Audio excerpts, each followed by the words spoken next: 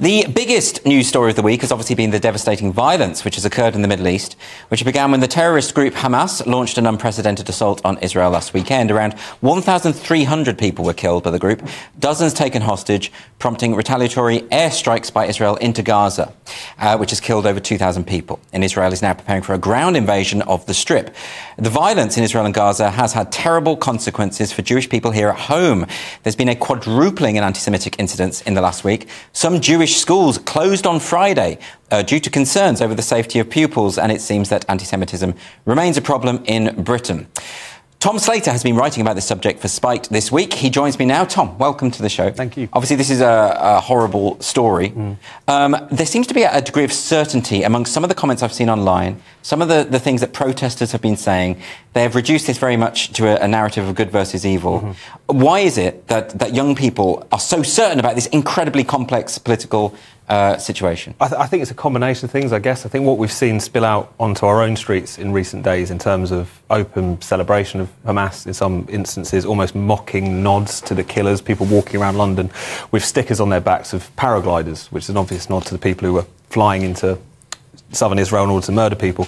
I think there's, on the one hand, there is a kind of Islamist anti-Semitism, which is obviously something which we need to take very seriously. That's ingrained, isn't it? Exactly. And it's not only been what's fuelled these attacks, but it's also fuelled some of the whataboutery and excuse-making and even celebration in the UK. I think that's met with a kind of woke anti-Semitism, if you like, a kind of way in which identity politics has rehabilitated or provided cover for anti-Semitism because of these crude hierarchies of victimhood.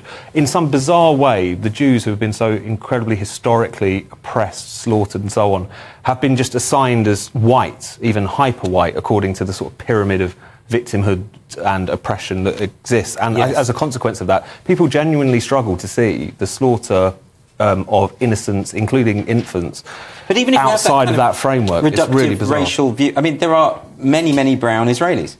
So it just doesn't work. These people are ignorant as much as anything else of the actual conflict that they're talking about. As you say, Israel is an incredibly diverse country. It really doesn't work in terms of the framing. It also doesn't work insofar as how are you talking about these people being oppressors in any meaningful way when they were gunned down at a music festival or in their own homes? This doesn't make any sense. These were civilians, but these are the sorts of ideologies that we're dealing with. I think a lot of this does expose the power of ideology to sort of rob us of our basic humanity.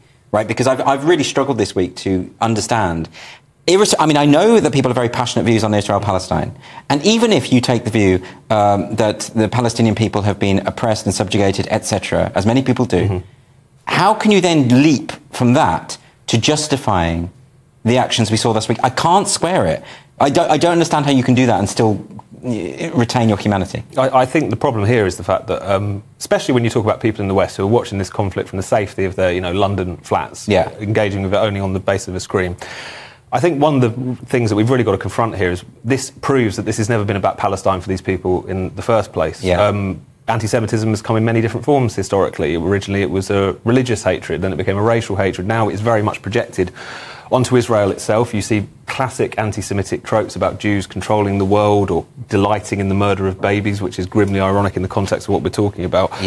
Being classic anti-Semitic slurs which are now just presented onto Israel. And I think when you have people who are rushing out into the streets to celebrate the murder of Israeli civilians, who are predominantly Jewish Israeli civilians, what conclusion can we draw other than the fact that the world's oldest hatred has made a grim comeback in that sense? And the other thing that we've seen, I mean, a lot of people have struggled to understand how anyone can deny the Holocaust, right? Because the evidence is just there, so overwhelming. Mountains of books have been written charting and documenting the full evidence of the horrors of the Holocaust, and yet people have persisted in denying it. But this week we've seen people deny what Hamas have done, even though they've released their own videos of what they did and boasted about it, and yet you've still got people saying, well, no, those babies weren't killed, or this didn't happen, or this is fake news. What's happening there? There was an absolutely grotesque discussion which took place this week, which was over this question about infants being murdered. Again, a couple of claims which were not actually made by particular journalists were mangled together, misrepresented. The claim, therefore, they said that these journalists are lying. They're claiming 44 babies have been beheaded. No journalist had ever claimed that, incidentally. But essentially, it became this incredibly grim discussion, which is to say, well, they might have been murdered, but they weren't beheaded. And you think if we're getting into a situation where we're quibbling about the number and the method through which Jewish children were killed, you are getting into kind of Holocaust denial territory. It had such echoes of the people who say, don't get me wrong, I'm sure it happened and it was bad, but it wasn't 6 million. It has a very similar tenor to it, and I think we need to take that very, very seriously. And what about the question of anti-Semitism within Britain and this closure of schools and that kind of thing? I mean, people are genuinely scared at the moment. And it's as you say, you know, people on the streets openly celebrating terrorism. It doesn't make you feel secure as part of that community. It doesn't, and I think Gentiles, as it were, need to take a lot of responsibility for allowing things to get this bad, and also for making sure that our British Jewish brothers and sisters feel a lot safer and supported at this point, because this has been going on for a very long time. One of the fascinating things about Britain and many other countries is that we talk endlessly about racism, often to the point of triviality, microaggressions and so on, things you talk about day in, day out in terms of where the left is going wrong on anti-racism. And yet, anti-Semitism, the most historically vicious form of racism, is still a genuine problem in this country, and yet we don't talk about it at all. They're 0.5% of the population. They're the victims of 25% of the religiously motivated hate crimes. And when I say hate crimes, I don't mean people saying mean things on the internet. I'm talking about Jewish cemeteries being desecrated. There's one in Kent that's been desecrated 8 times in 10 years. People aren't aware of these stories. So, of course, it's come to a head now in really vicious fashion. But this is something that's been flaring up time and time again in recent years, and yet it's been ignored. But why is it such a blind spot? I mean, I don't understand for the people who claim to be on the side of social justice. How can this, as you say, the history is clear. So how can those who claim to be for social justice and progressivism have such a blind spot in this case? I think it's a whole mix of things. I think it's the Jews don't count phenomenon, as David Baddiel has talked about it, which is that we seem to care about every identity group, apart from every oppressed identity group, I should say, apart from this particular one. I think that, you know, there might be a background of people just being unaware that this is taking place. It's a very small community, but I think we've got to recognise that there has been a downplaying of what has been going on, because the treatment of the Jewish people does not fit the identitarian script, and therefore it has to kind of be pushed to one side. And that's something which really needs to stop right now, I think. What about the debates surrounding multiculturalism? Because this week a lot of people have said, look, we are seeing people openly celebrating the mass murder of civilians on the streets. This is proof that multiculturalism has failed.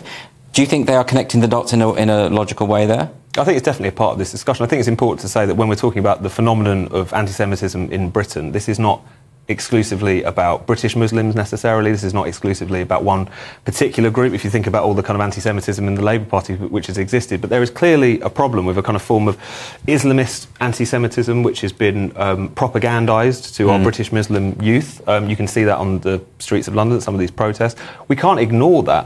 And I also think there's a tremendous racism to assuming that these issues can't necessarily be tackled. You saw it even in some of the discussions of the attacks itself. It's essentially, the problem with multiculturalism is not the fact that we live in a diverse society, but there are British Muslims and Jewish people and Hindu people and so on. That's not what most people criticising multiculturalism mean. What they mean is a way in which we have essentially introduced a kind of non-judgmentalism, that if that one person's supposedly kind of authentic cultural beliefs, even if they're deeply reactionary, shouldn't be challenged in any meaningful sense, that we should eschew any sense of shared values that we have in common, which I hope would at least include that murdering babies is a bad thing. And I think that's the problem that we've got in this debate, is that when people say multiculturalism, people think, oh, you're just criticising the fact of a diverse Britain. Not in the slightest. The issue is that non-judgmentalism, that destruction of a sense of a kind of shared set of values that we can all rally around, and that inability to take seriously these prejudices when they arise, because there's a nervousness about tackling them depending which community they're coming from. Well, I suppose people see it as they're nervous about the idea of attacking Islam generally. And you know, when Trevor Phillips did his survey of British Muslims and found that a small, slight majority believed that homosexuality should be illegal, well, that's not trivial. That's actually a significant thing that ought to be addressed, not least for gay Muslims, by the way. But suddenly people were denying it and saying, no, this is just Islamophobic. Surely, if there is a problem within a community of a certain form of bigotry, it's worth addressing at the very least rather than denying it. It is worth addressing. I think it's also important that we recognise these people are part of our own community. This is our nation. These are our fellow citizens, our neighbours and friends and so on. So this is not something that we can compartmentalise. At the same time, where there is a specific problem, of course we should tackle it head on. And when we essentially equate hardline, religiously conservative or even kind of Islamist position with, if we equate criticising that with Islamophobia, you're throwing liberal Muslims under the bus, you're throwing, as you say, gay Muslims under the bus, you're throwing ex-Muslims under the bus, because you're suggesting that these people who are potentially, you know, going out on the streets of London, say yesterday, and glorifying Hamas, are the authentic, quintessential voice of British Muslims. That's a deeply reactionary and racist position to hold. Like, it almost assumes that, of course, they're never going to be liberal and enlightened. It's just not in their DNA. It's a really ugly prejudice, in fact, packaged in politically correct form, I think. OK, well, very interesting. I'm sure there's a lot more to talk about this in future weeks. Tom Slater, thanks so much for joining us. Thank you.